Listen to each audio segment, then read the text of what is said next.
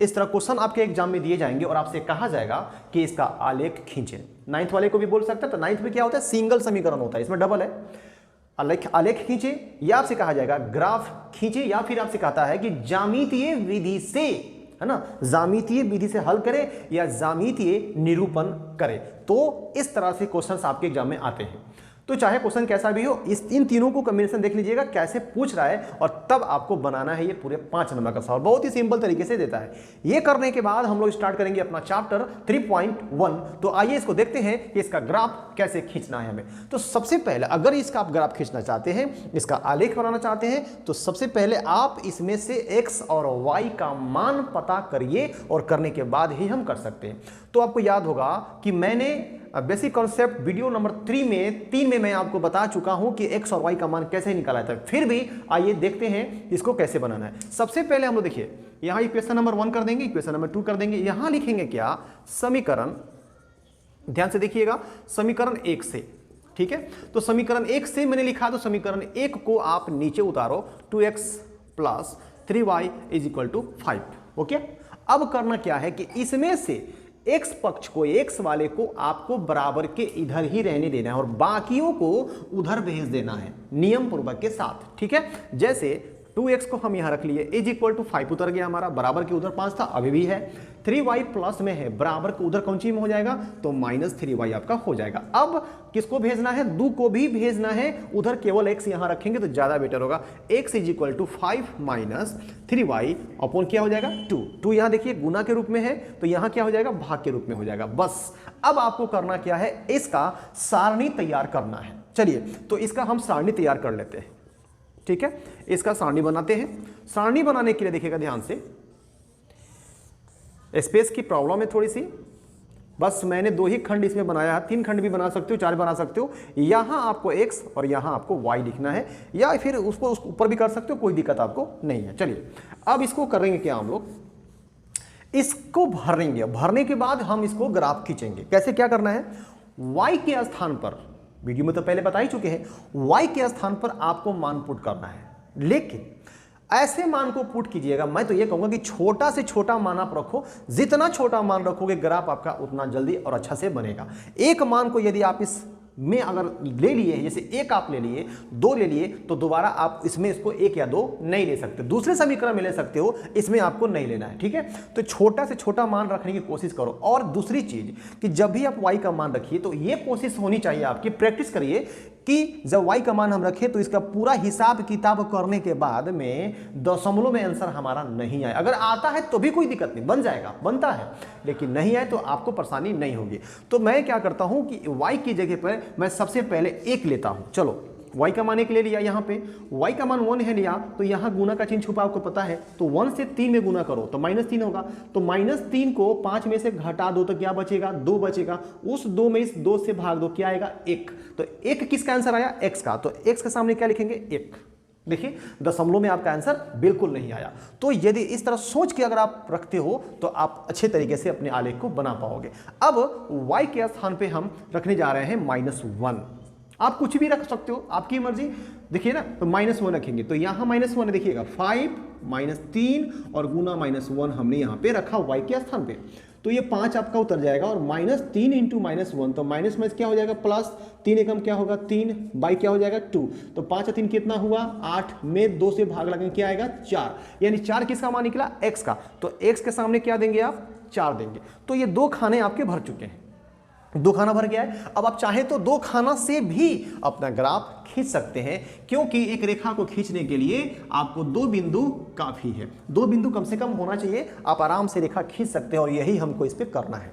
तो आप चाहे तो तीसरा भी निकाल करके बना सकते हैं, कोई दिक्कत नहीं है। चलिए, तो एक सारणी हमारा पूरा हो चुका है। अब चलते हैं दूसरे समीकरण के तरफ और इसको सॉल्व करते हैं। ध्यान से देखिएगा, दूसरे समीकरण में क्या लिखेंगे, यहाँ पे समीकरण 2 से, ठीक है। जगह की प्रॉब्लम है थोड़ी सी, इसलिए ऐसा हो रहा है। समीकरण 2 से अब इसको उतार देंगे हम लोग, x - 2y = 3। करना क्या है, फिर वही काम x को रखना है और बाकी को उधर ट्रांसफर कर देना है। तो x को यहां हम रख दिए is equal to 3, 2y minus में क्या हो जाएगा प्लस 2y हो गया आपका। ठीक है, चलिए तो मतलब खुशी की बात है कि x के पास यहाँ कोई संख्या नहीं है, अगर होता तो वो भी जाके क्या होता बट्टा में हो जाता और थोड़ी सी मतलब दिक्कत होती, लेकिन अभी कोई दिक्कत नहीं है, आराम से यहाँ हम क्या बना देंगे सारणी बना देंगे इसका भी, और तो उसके बाद ग्राफ खींचेंगे। तो सारणी में क्या करना है आपको, फिर वैसे ही करना है, दोनों समीकरणों के लिए 5 नंबर आपको देगा ये मैथ, यहाँ x यहाँ y। ठीक है, ध्यान दीजिएगा y के स्थान पर फिर हम क्या रखना है 0 रख रहे हैं, अपने मर्जी से जो भी आपको रखना है आप रख सकते हो। 0 डाल दीजिए, तो 0 को 2 से गुना करो, यहाँ गुना का सही नहीं, तो 0 से 2 से गुना करके क्या आएगा 0 आएगा। ठीक है, और अब उस 0 को 3 में ऐड कर दो, क्या मिलेगा 3, तो x का मान क्या आया 3 आया। फिर y के स्थान पर आपको क्या ले लेना है 1, 2, जो आपको मन करे आप ले सकते हो, मेरी मर्जी मैं 1 यहाँ लिया हूँ। 1 को 2 से गुना करो, क्या मिलेगा 2, 2 को 3 में जोड़ दो, क्या आ जाएगा 5। ये रहा आपका x का मान। तो आप देख सकते हैं कि दोनों समीकरण आपके बन चुके हैं और अब हम इसका ग्राफ खींचेंगे। इसका स्क्रीनशॉट ले लीजिए, फिर आपको ग्राफ बताते हैं। आइए देखिए, अब हम लोग करेंगे क्या, दोनों सारणी में देख लेते हैं कि सबसे ज्यादा, जैसे कि x का मान देखिए, x का मान 5 तक है, इसमें x का मान 4 तक है, तो x का मान 5 तक धनात्मक है ना, तो यहाँ x अक्ष पे हम 5 तक संख्या ले लेंगे। ग्राफ के कॉपी पर बराबर बराबर खंड पर लीजिएगा, ऐसा नहीं है कि एक ले लिए 5 के अंतराल पर, एक ले लिए 10 के अंतराल पर, ऐसा नहीं करना है। आपके ग्राफ पेपर में बराबर बराबर खंड बने होंगे 10-10 के, उसको आपको ले लेना है। देखिए तो यहाँ पे हम क्या कर दिए, 1 यहाँ, 2 यहाँ, 3 यहाँ, 4 यहाँ, 5। आप चाहे तो आगे भी बढ़ा सकते हैं, आपकी मर्जी, कोई दिक्कत नहीं, लेकिन हमें x का मान प्लस वाला 5 तक जा रहा है, इसमें तो 4 तक दिया हुआ है, तो 5 तक काफी है। ठीक है, तो माइनस इसमें नहीं है, x का मान माइनस नहीं है, तो अगर हम इधर नहीं भी देते हैं तो कोई दिक्कत नहीं है। लेकिन सुंदर लगने के लिए लोग क्या क्या नहीं करता है, तो थोड़ा सा इसको भी सुंदर बना ही देते हैं, इधर भी थोड़ा सा संख्या को लिख देते हैं -1 -2, हालांकि इसकी आवश्यकता इसमें नहीं है। अब आगे बढ़ते हैं, y x का मान तो रख दिए, y की बारी है। y में देखिए 1 और -1, इसमें क्या है 0 और 1, यानी 1 से ज्यादा तो है ही नहीं। तो 1, y का मान प्लस में क्या है 1 तक है, तो ऊपर बढ़ा देते हैं। आपको y का मान कहाँ लिखना है, ऊपर लिखना है प्लस में, और y का मान नीचे लिखना है कौन में, माइनस में। यहाँ क्या होगा 1 2 3, ये आपको बराबर बराबर पर करना है। ठीक है, फिर नीचे आप लिखोगे -1 -2 -3, ऐसे करके आपको आगे तक जाना है। ठीक है, चलिए तो अब हम लोग इसको खींचेंगे, इनको उस पर डिनोट करेंगे, कैसे क्या होता है देखिएगा, ध्यान से देखिएगा, यही मेन चीज है। अगर आप इतना कर लेते हैं तो 2.5 नंबर तो आपको मिल ही जाएंगे, लेकिन इसको भी बना लेते हैं तो पूरे के पूरे नंबर आपके खाते में जुड़ जाएंगे। देखिएगा ध्यान से, पहले समीकरण 1 वाले सारणी को हम रखेंगे।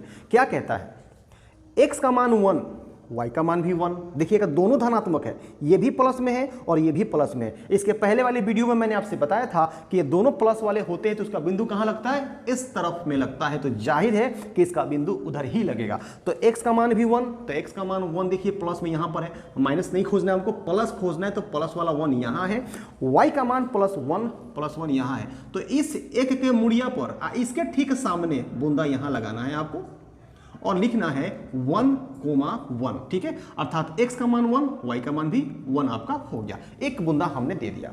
अब इस पे चलते हैं, y का मान क्या है -1 है, तो y का मान -1 कहाँ खोजेंगे हम, यहाँ नीचे खोजना है आपको। y का मान माइनस में नीचे -1 हो गया, और x का मान क्या है 4, तो -1 के सामने जाइए और x के नीचे उसके पोछिया पर आ जाइए नीचे। ठीक है ना, 4 के सामने x का मान 4 प्लस में दिया हुआ है, y का माइनस में दिया है, तो यहाँ पर हो गए। अब यहाँ लिखेंगे, पहले x का मान लिखा जाता है तो पहले क्या लिखेंगे 4, फिर y का मान -1। ठीक है, ये 2 बूंदा हमने दे दिया है। अब आराम से आप इस पे चिन्ह खींच सकते हैं, एक आपका तैयार हो जाएगा। चलिए ध्यान से देखेंगे, आप स्केल से इसको खींचेंगे। चलिए मैंने खींच दिया इसको, बूंदा कहाँ का था, यहाँ था और हमारा यहाँ था, तो एक हो चुका है। अब ये जो ग्राफ मैंने खींचा है, किस समीकरण का खींचा है, उस समीकरण को इस पे आपको कहीं एक जगह दिखा देना है, जहां आपको जगह मिल जाए कि भाई यहाँ लिख देते हैं, जगह खाली है वहां लिख दीजिएगा। जैसे लिखना क्या है 2x + 3y = 5, तो कहीं भी इस पे आपको 2x + 3y = 5 कहीं एक जगह आपको लिख देना है। इसे क्या होगा, पता चलेगा कि जो अलग खींचा गया हुआ किस समीकरण का है, 2x + 3y = 5 का है। अब इसकी बारी है, इसको भी इस पर बैठा देते हैं। 9th में तो सिंगल होता है, लेकिन 10th में डबल होता है। देखिएगा y का मान क्या है 0 है, x का मान क्या है 3 है। यहां एक बात समझिए, अगर y का मान 0 हो, x का मान कोई भी हो, तो बूंदा जो लगेगा वो आपको x अक्ष पर ही लगेगा।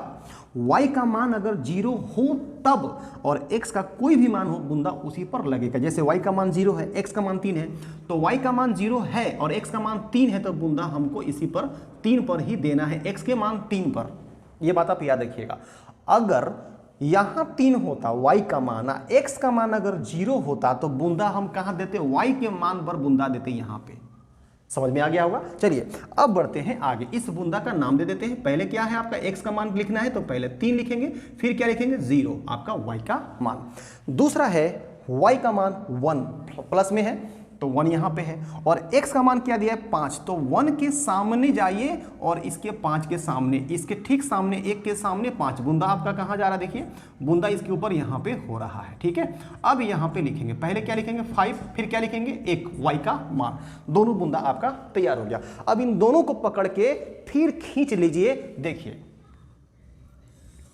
ऐसे आप आगे भी बढ़ा सकते हैं इसको स्केल के जरिए। अब ये दोनों क्या हुआ देख सकते हैं कि एक दूसरे को काट दिया हुआ है, ठीक है। तो अधिकांश केस में ग्राफ ज्यादातर करता है क्या, कटता है, ठीक है, प्रतिच्छेद करता है एक दूसरे को। अब इस पर भी आपको करना क्या है, ये वाला समीकरण कहीं एक जगह आपको लिख देना है। और सुनिए, देखिए ग्राफ में मैंने मान यहां कुछ और लिया है, यदि आप कुछ और मान लेते हैं अपने हिसाब से, अलग तरीके से मान लेते हैं कि नहीं सर हमको 1 नहीं लेना है, 5 लेना है, 10 लेना है, 100 लेना है, ठीक है, कोई भी मान आप लीजिए।